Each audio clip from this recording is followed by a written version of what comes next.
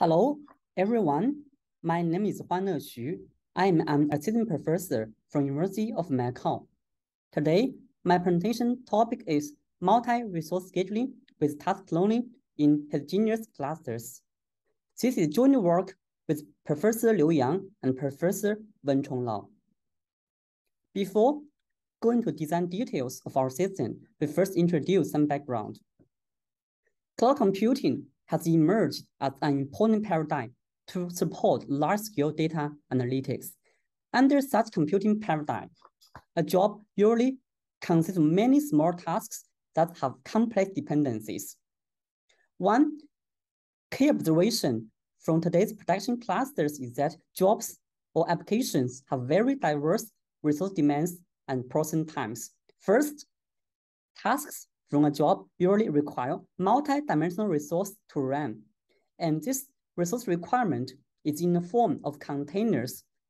A container usually specifies how many CPU cores, how many memory a task required to run. In addition, this multi-dimensional resource requirement has weakly correlated relationship. Some jobs may be CPU intensive and therefore requires more CPU cores to complete, whereas others are memory intensive and require more memory to complete. In addition to this multi-dimensional resource requirement, the processing times of jobs or tasks can also vary widely. Some jobs are batch processing applications and require only 6 hours or several hours to run, whereas others are streaming applications, takes days or months to complete. Also in the cluster, the servers are heterogeneous. They have diverse capacities. Therefore, resource packing policy can matter a lot. A good packing policy can increase resource utilization and reduce resource fragmentations. Moreover, the processing power of servers can also vary widely. Some servers are very powerful, whereas some servers are less powerful. So in the literature, many schedulers have been designed to improve resource scheduling efficiency and reduce job completion time. The two widely used approaches, namely Srpt and Svf. Srpt refers to shortest remaining processing time first. A job with small processing time will be processed first. So this simple strategy has been proved to be optimal in some simple cases. For example, a job you only have one task and all the jobs arrive at the same time, and also the task requirement for resource are the same. In that case, Srpt is optimal for reducing the overall job completion time. So as a simple extension, Svf is to combine the processing time of a job and the resource demand of a job. This is so-called a volume. However, Srpt and Svf only works in very simple scenarios and can lead to very severe resource fragmentations in production clusters. So to mitigate these problems, another two schedulers, DRF and Tetris, have been designed. So DRF is so-called dominant resource fairness. Try to schedule the dominant resource of a job as equal as possible. However, fairness does not mean performance. Under a lot of cases, DRF can lead to very poor performance in terms of minimizing job completion time. So Tetris further modify or improve this scheduler by combining Srpt and fairness together and also increase packing efficiency.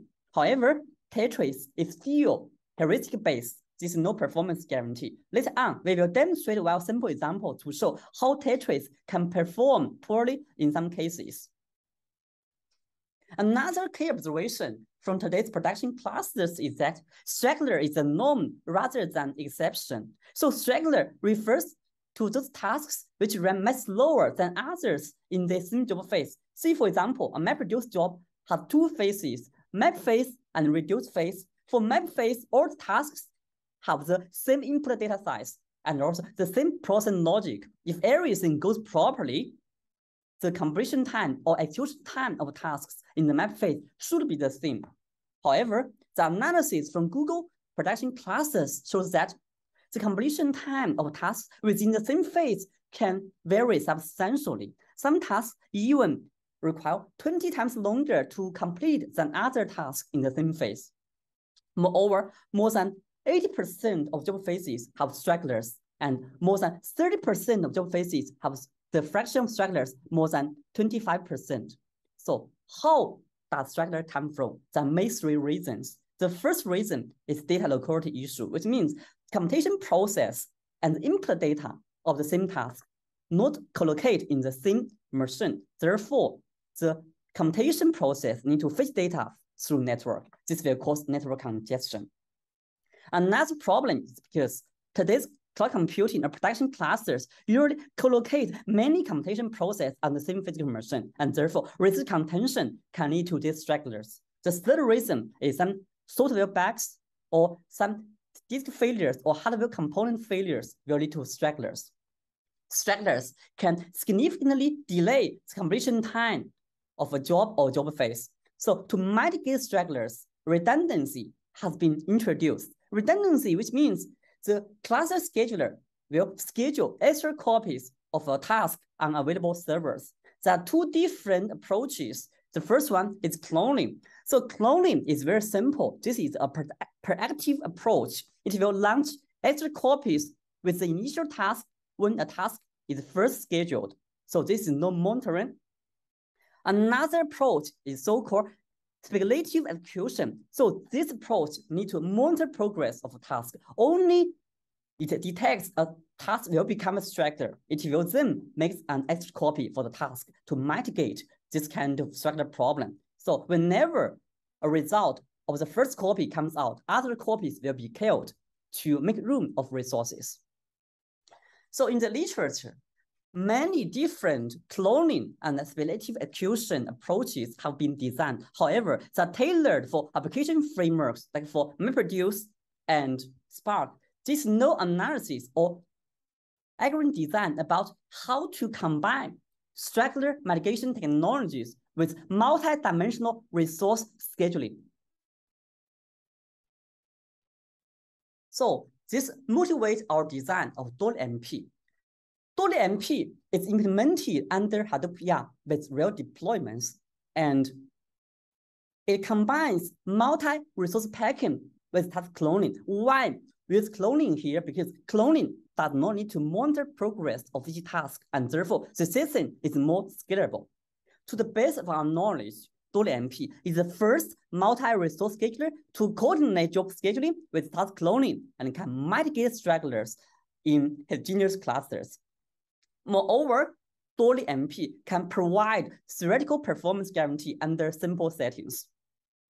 So the first experiment demonstrates even with the adoption of redundancy approaches in some MapReduce frameworks or other computation frameworks, the stragglers is also a very serious problem. Here, we run a simple experiment in our private cluster.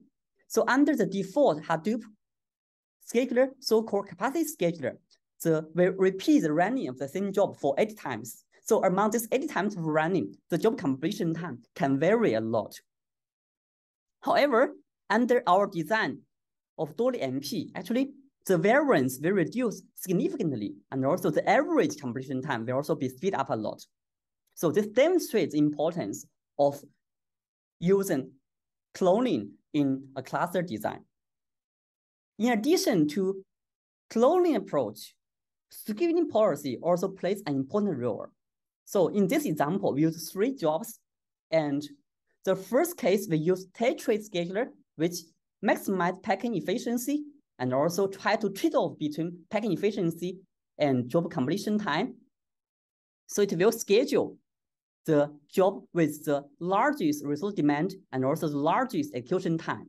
In that case, the 2 small jobs need to wait for the completion of the first job. So this will result in 46 units of completion time. Whereas in our DollyMP design, so the 2 small jobs will be packed together on the server to maximize the efficiency of scheduling. That means we first schedule small job first, and also we make 1 clone for each job.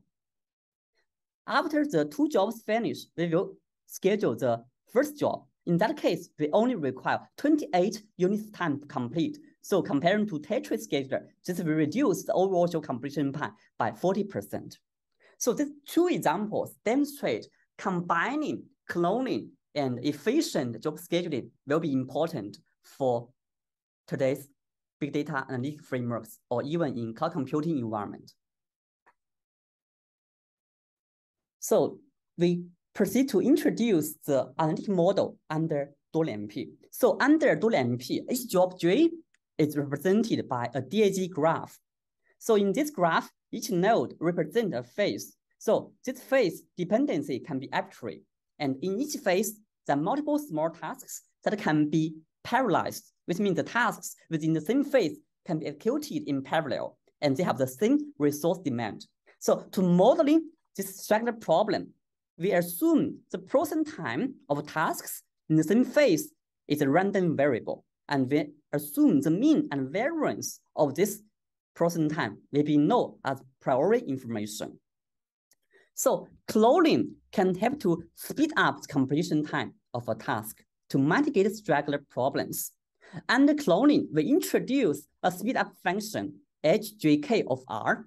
So this is a particular function for each phase. R is the number of scheduled copies. So under this speed up function, the effective job processing time or task processing time in that phase will be reduced by a factor of this speed up function.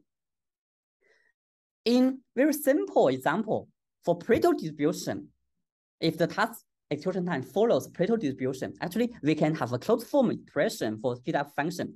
And you can see this speed up function is upper bounded by 2, which means no matter how many clone copies we made for each task, this completion time can at most be speed up by 2 times.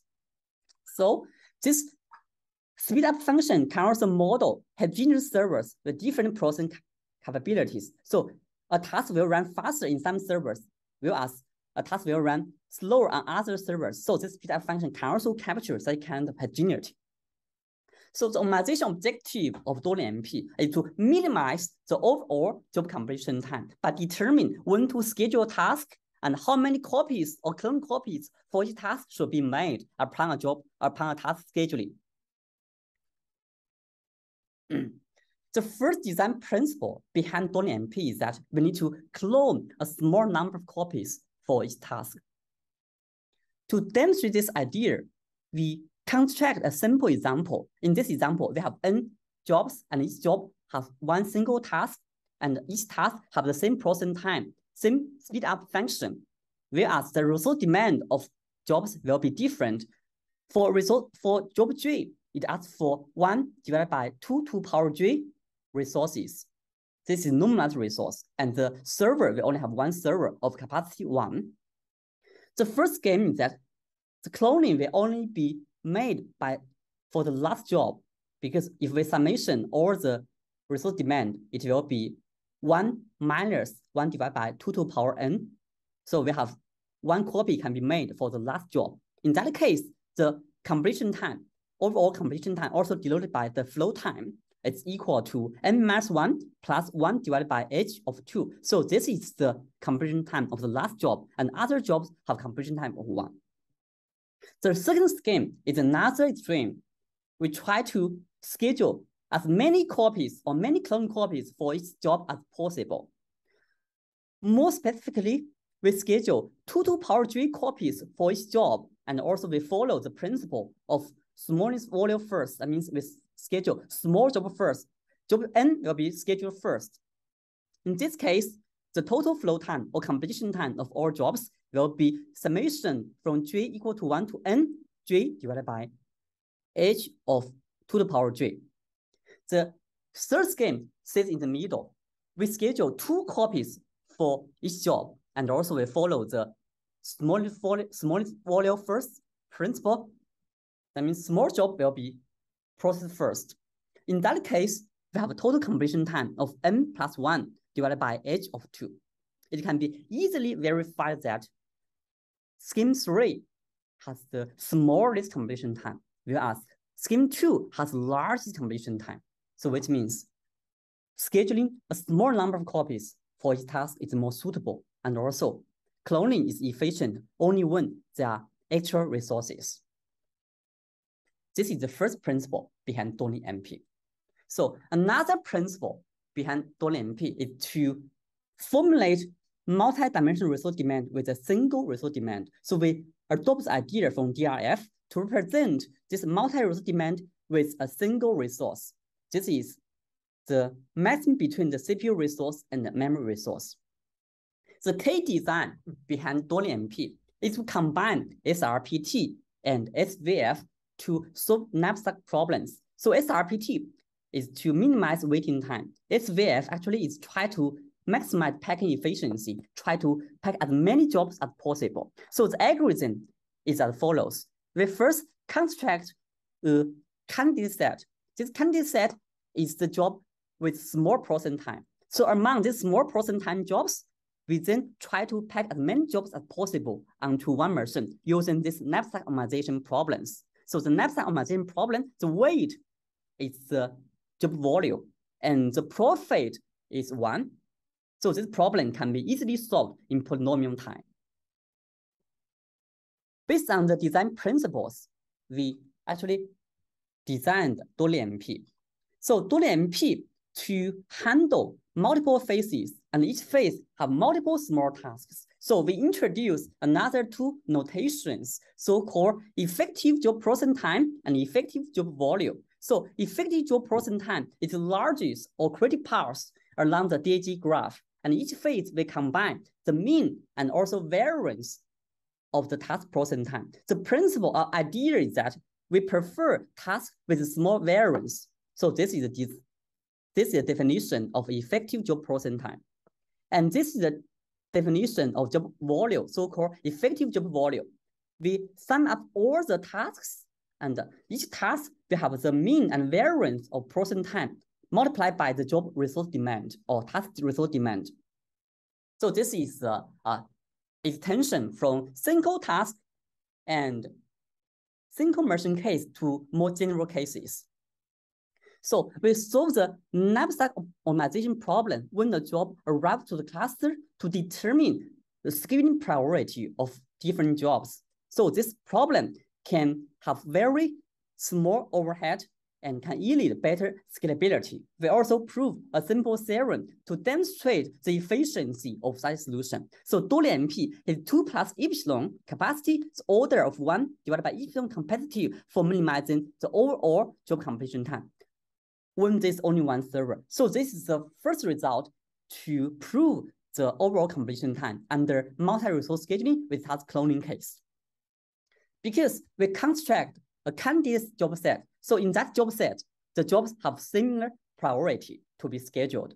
So to schedule the best job, we also compute the fitting score of each task of that job and also the available capacity of the machine. Specifically, we compute the inner product of the task resource demand and also the server available capacity to yield better packing efficiency. So we implement Dolly MP on top of Hadoop YARN. So we have made substantial modification to existing Hadoop YARN architecture. We first is implement the estimation of task resource demand and processing time statistics into application master. And also we implement Dolly MP cluster scheduling policy in the resource manager to combine DRF, SVF, Srpt policies. We also introduce additional optimizations under Dolly MP is to guarantee fairness. Whenever a job is far away from its fair shell, we will give high priority to that job, even though it's not chosen by the optimization problem. Also, preference is given to tasks with local data, which means whenever a machine is available, we will choose a task that has local data to be scheduled on that machine. And also, we keep the maximum number of closes to be 2. This has been demonstrated using previous example. And also another reason behind the design that in Hadoop DB file system, each data block only has 3 replicas. So number of 2 extra copies of clones will maximize the efficiency of data locality. So we implement Dolly MP in our local cluster consisting of 30 nodes and 300 CPU cores. The nodes have 3 different types from powerful servers to normal servers. And we also replay workloads from Google cluster traces using real applications, including word counting, PageRank, and table sort. We use baselines, including Tetris, DRF, and the Hadoop deployed default capacity scheduler. The first result demonstrates DolMP can achieve fast completion. In particular, it can reduce the job completion time by 50% comparing to the capacity scheduler and reduced by 30% compared to Tetris scheduler. In the meanwhile, the make span has been reduced by 20%. Make span is the time to complete all jobs in the cluster, whereas completion time sums up all job completion time in the cluster. At the same time, the running time of jobs also has been reduced substantially under DolMP scheduler. To further demonstrate the efficiency of DolMP, we also conduct large-scale trace-driven simulations. So in this simulation, we have 30,000 heterogeneous servers. In that workload, we have 70% of job phases contain a fraction of more than 50% of stragglers. The result shows that in this large-scale cluster, 40% of jobs will have a reduction in completion time by 30%. In the meanwhile, the total resource usage is increased by 60% on average because we have more clone copies under our scheduler. So this will incur more resource consumption. So this is the pay of cloning. So how many clones are suitable? To answer this question, we also implement different versions of DolMP. Here, DolMP 3, which means at most 3 clone copies can be made for each task, whereas DolMP 2 means at most 2 clone copies can be made for each task. So we baseline to DolMP 1. The result is follows.